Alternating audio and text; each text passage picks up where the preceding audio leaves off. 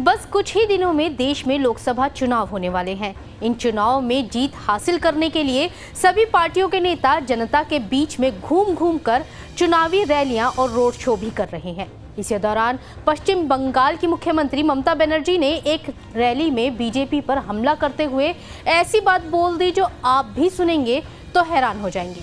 नमस्ते, मैं हूं सुनैना सिंह और आप देख रहे हैं न्यूज़ नेशन। पश्चिम बंगाल की मुख्यमंत्री ममता बनर्जी ने 4 अप्रैल को कूच बिहार में एक चुनावी रैली को संबोधित किया। अपने भाषण में ममता ने बीजेपी की तुलना जहरीले सांप से कर दी। ममता बनर्जी ने बीजेपी पर हमला करते हुए कहा कि आप एक जहरीले सांप पर भरोसा कर सकते हैं, उसे पाल भी सकते हैं, लेकिन आप बीजेपी पर कभी भी भरोसा नहीं कर सकते। देश बचाओ, बीजेपी हटाओ, देश बचाओ, बीजेपी हटाओ, देश बचाओ, शिवी हटाओ, এই ছেলেরা কেন এত চুপচাপ, মেয়েরা বেশি জোরে দিচ্ছে। দেশ বাঁচাও, बीजेपी हटाओ, দেশ বাঁচাও, बीजेपी हटाओ, কালা কানুন মানছি না, মানছি না, মানবো না, কালা কানুন মানছি না, মানছি না, মানবো না, কালা কানুন মানছি না, মানছি না, মানবো না, খেলা হবে, খেলা হবে, খেলা হবে, খেলা হবে, জিততে হবে, জিততে হবে, জিততে হবে, জিততে হবে। ममता बनर्जी ने ये बयान बीजेपी पर लोकसभा चुनाव के लिए लागू आचार संहिता का पालन नहीं करने का आरोप लगाते हुए कहा था।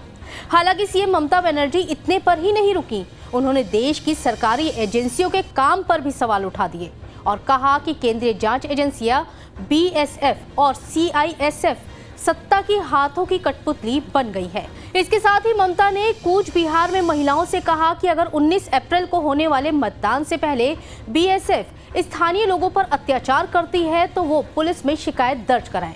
अपने चुनावी तीरों को साधने के दौरान ममता बनर्जी ने निर्वाचन आयोग से इस पर गौर करने और सभी के लिए समान अवसर सुनिश्चित करने का आग्रह भी किया। बीजेपी पर हमलावर ममता बनर्जी ने कूच बिहार से फिर से चुनाव लड़ रहे बीजेपी उम्मीदवार निश्चिंत प्रमाणिक पर भी कई आरोप लगाए। कभी इंडिया गठबंधन की महत्वपूर्ण सदस्य रही ममता बनर्जी ने अपने भाषण में इंडिया गठबंधन को भी नहीं बख्शा। उन्होंने बीजेपी के साथ इंडिया गठबंधन के अस्तित्व पर सवाल उठाते हुए यहां तक कह दिया कि पश्चिम बंगाल में कोई इंडिया गठबंधन है ही नहीं। सीएम ममता ने लोगों से अपील की कि अगर वो बीजेपी को हराना चाहते हैं और कांग्रेस और माकपा के साथ ही कांग्रेस और उसकी सहयोगी अल्पसंख्यक पार्टी आईएसएफ को एक भी वोट ना दे। ममता बनर्जी की अपील का कूच बिहार की जनता पर क्या असर पड़ेगा, ये तो आने वाले चुनाव के बाद नतीजे ही बताएंगे। लेकिन इतना जरूर कहा जा सकता है कि ममता बनर्जी के बयान चर्चा में हैं। आपको हमारी ये खबर कैसी लगी, हमें कमेंट सेक्शन में जरूर बताएं। और हाँ, चलते चलते एक ज़रूरी बात, आपको हमारे चैनल पर एक ज्वाइन बटन दिख रहा होगा, जिस पर क्लिक करके आप हमारी पेड मेंबरशिप ले सकते हैं। ज़्यादा जानकारी आपको बटन पर क्लिक करके मिल जाएगी।